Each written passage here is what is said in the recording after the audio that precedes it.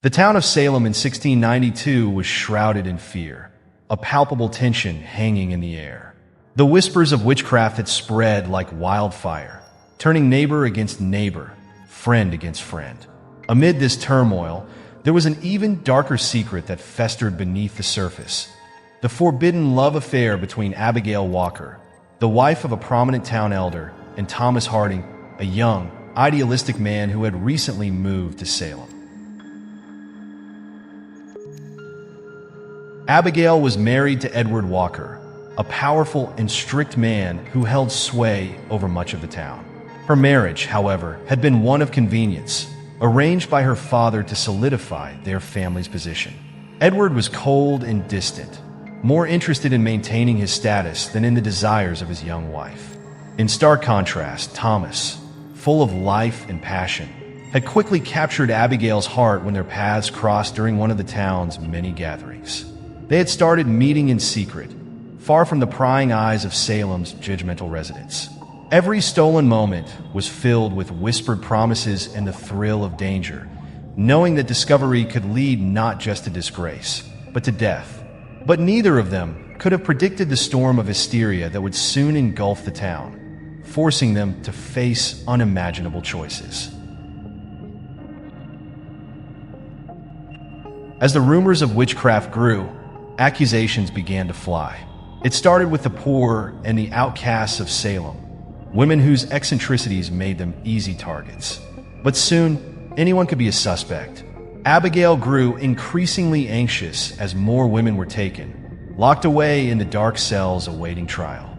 The town's paranoia grew, and Edward, a staunch believer in purging evil from their community, joined the leading figures of the witch trials.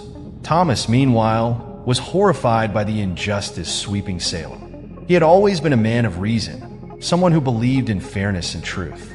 He watched helplessly as women were dragged into court, their fates sealed by the fevered testimonies of those seeking to protect themselves from accusation. It was clear that no one was safe, not even Abigail. Their love had always been dangerous, but now it was a matter of life and death. If anyone discovered their affair, Abigail would not only be shamed, but could easily be accused of witchcraft. Thomas, too, would be branded as a corrupting influence, an agent of the devil. Every secret rendezvous became more perilous, yet neither could walk away. One evening, in the midst of their whispered conversation in a hidden clearing in the woods, Abigail confessed her greatest fear. "Thomas, they will come for me. It's only a matter of time," she said, her voice trembling. "They won't," Thomas replied, gripping her hands tightly. "We will find a way to leave this cursed place." But there was no escape from the madness gripping Salem. That very night, Edward discovered a love letter Thomas had written to Abigail. The anger that consumed him was ferocious, and he saw in this betrayal an opportunity for both vengeance and preservation of his public image. His own wife, accused of witchcraft, would prove his devotion to the cause, ensuring his standing among the town's leaders. The next morning, Abigail was arrested. She was dragged from her home by men who had once greeted her with respect and admiration. Her heart pounded as they took her to the jail, where women accused of consorting with the devil awaited their trials. The cold, damp walls of her cell seemed to mock her, a stark contrast to the warmth and passion she had felt in Thomas's arms. Word of Abigail's arrest spread quickly, and Thomas was devastated. He tried to see her, but Edward had ensured that no visitors were allowed. Thomas realized that if he didn't act soon, Abigail would be lost to the noose. But Salem was a dangerous place for those who spoke against the trials. Any hint of dissent could lead to accusations. Desperate, Thomas sought out Mary Bradbury, an elderly woman who was widely regarded as a healer. Though she kept a low profile, many believed she possessed knowledge beyond the natural world. Thomas begged her for help, but Mary, wise and cautious, warned him. "These trials are not about justice," she said. "They are about power, fear, and revenge. Be careful where you tread, or you will be caught in the web as well." But Thomas could not abandon Abigail. As the days passed, her trial approached. He devised a plan to sneak into the courtroom during her testimony and present evidence that would discredit the accusations. It was a risky gamble, but it was their only hope.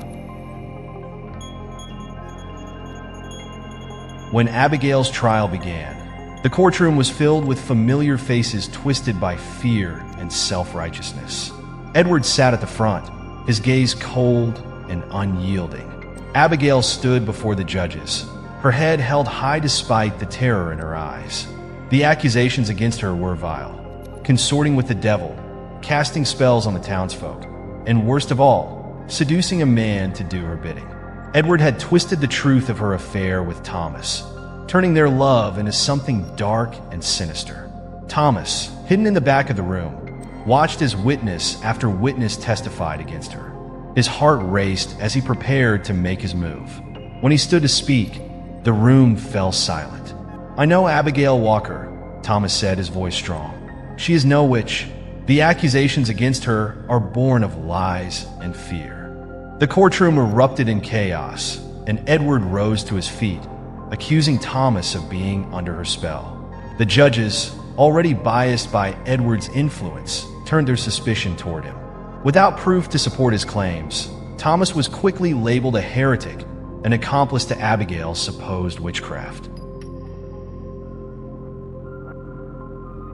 Within hours, both Abigail and Thomas were sentenced to death. As they were taken to the gallows, they exchanged one final glance, a look filled with sorrow and love. The crowd gathered to witness their execution, but even in their final moments, neither betrayed the other. Their love, though doomed, had been true. As the nooses were placed around their necks, the sun began to set over Salem. The hysteria of the witch trials would continue, claiming more lives in the name of righteousness. But the memory of Abigail and Thomas, star-crossed lovers who had defied the madness, would linger in the shadows of Salem's dark history. The Salem witch trials would come to an end, but not before leaving scars that would never fully heal. The betrayal, the lies, and the unfounded fears that had consumed the town became lessons in the dangers of paranoia and mass hysteria. Abigail and Thomas's story, though tragic, became a symbol of love's enduring power, even in the face of betrayal, fear, and death.